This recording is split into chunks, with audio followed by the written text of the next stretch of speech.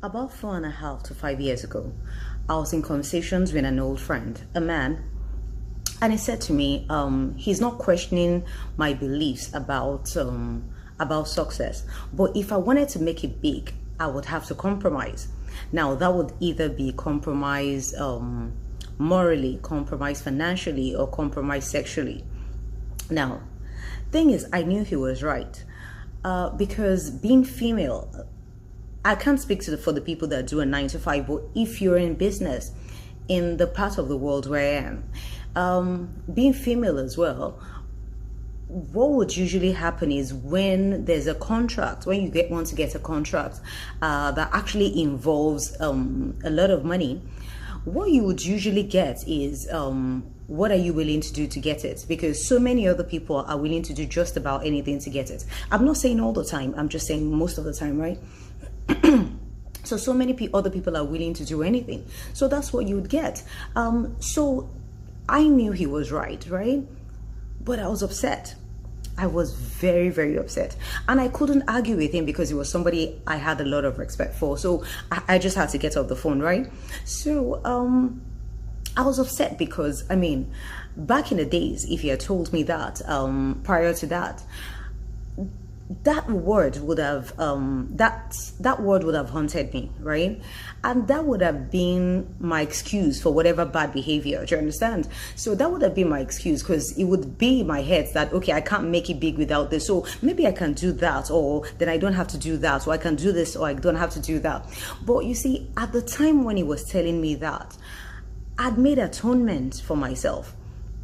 I'd gone back to God. I had taking responsibility for all my past actions, no matter how big or small. I taken responsibility for everything, even the ones that didn't directly come from me, right?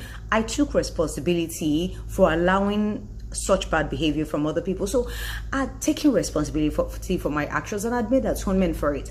And I understood at the time that there would be consequences, because I'm a strong believer of karma, right?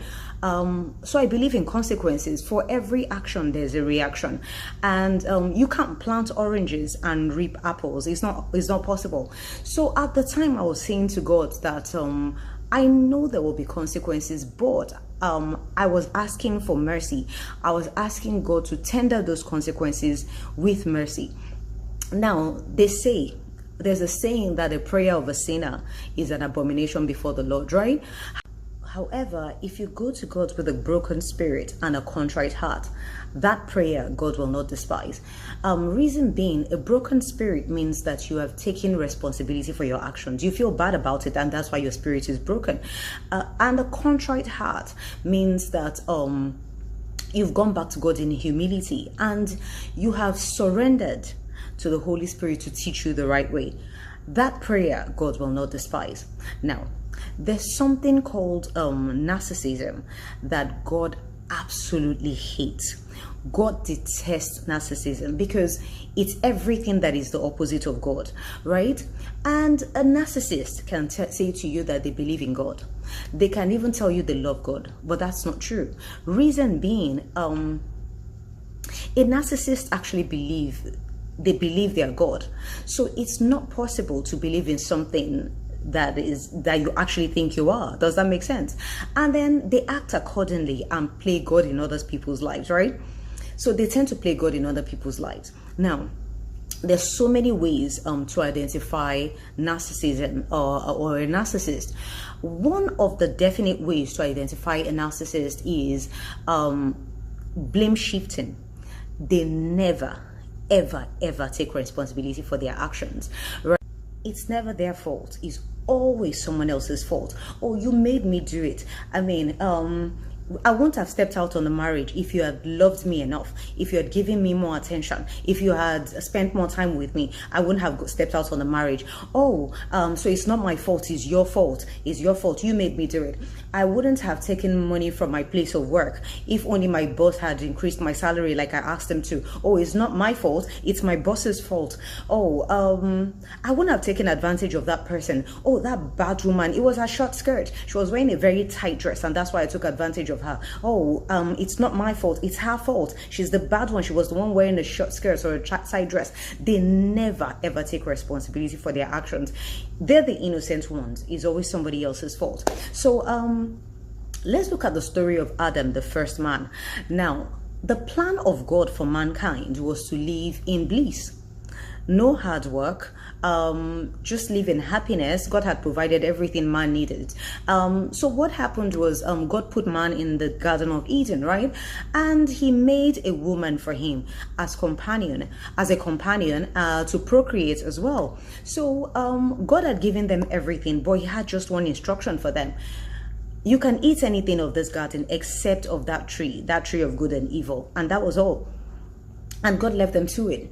Now the serpent came and beguiled the woman and said to the woman that, listen, you see God that created you, the reason why he asked you not to eat of this fruit is because he doesn't want you to be exactly like him. Once you eat it, your eyes will open and you'll be like God.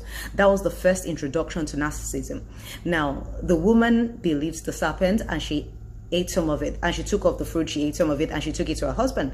Now she was able to convince her husband and Adam ate some of the fruit as well. Fast forward to God came back to see them, and God asked them, did you eat of the fruit I asked you not to? And the first thing Adam said, it's not my fault, it's not me, it's the woman you gave me. It's the woman you gave me. You know what? Let me even make it worse. It's not just the woman's fault, it's your fault too, because you gave me that woman. It's the woman you gave me. So it's both your fault. Otherwise, I wouldn't have eaten of the fruit, right? And he shifted the blame. And there was consequences. The consequences for that was that God kicked them both out of the Garden of Eden and placed the curse on mankind. Now, do you think if he had turned around to say, you know what, God, I'm so sorry. I am so sorry. Yes, I disobeyed you. I take responsibility for my actions. I'm truly, truly sorry. It will not happen again.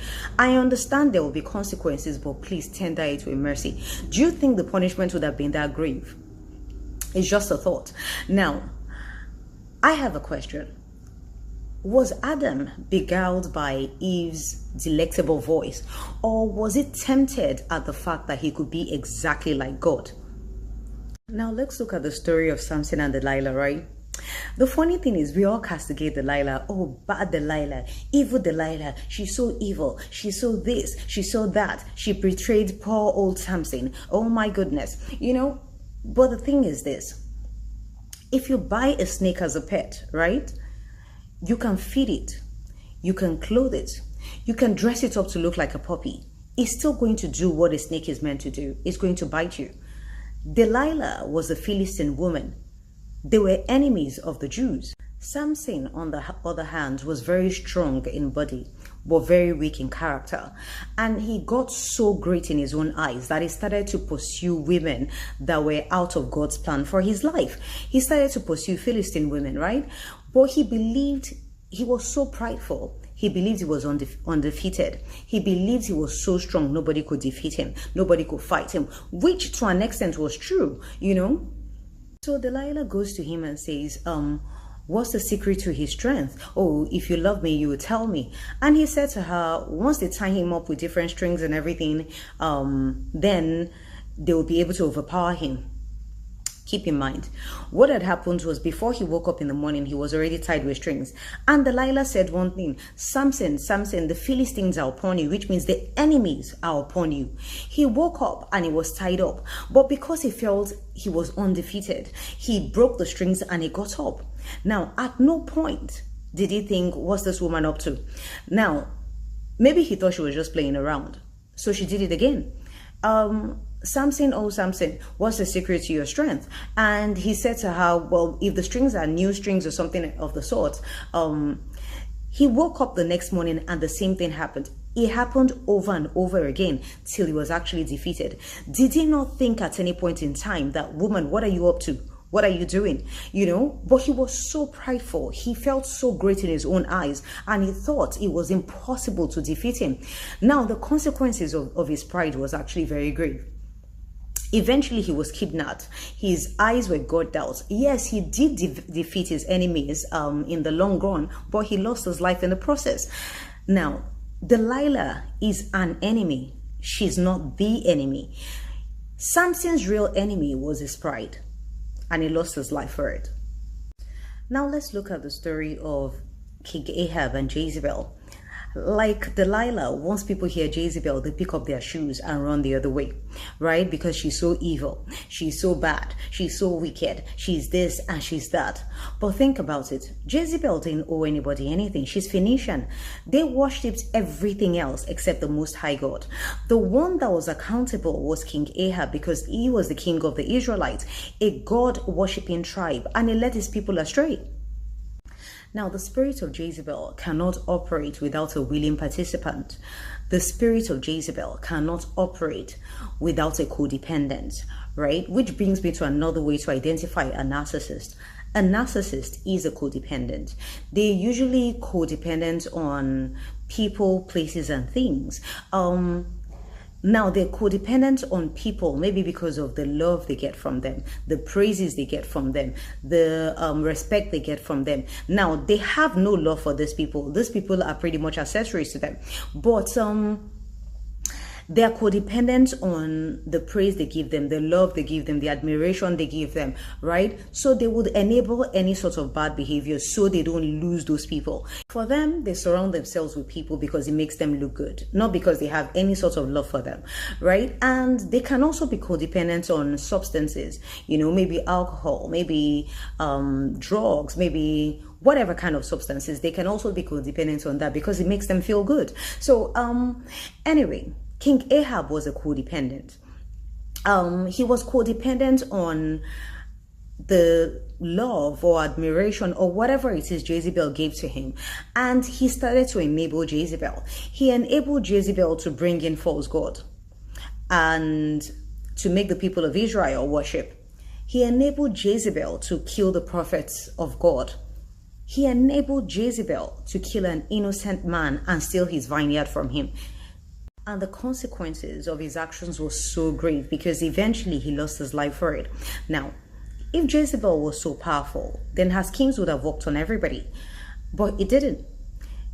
When Jehu came to see her, she got all dressed up in all her glory and she started to taunt him. Now, if he were King Ahab, he may have caved because he was codependent at her. But Jehu did not care. As soon as she started doing that, he looked up and told her own eunuchs and asked them which one of them wanted to throw her out of the window.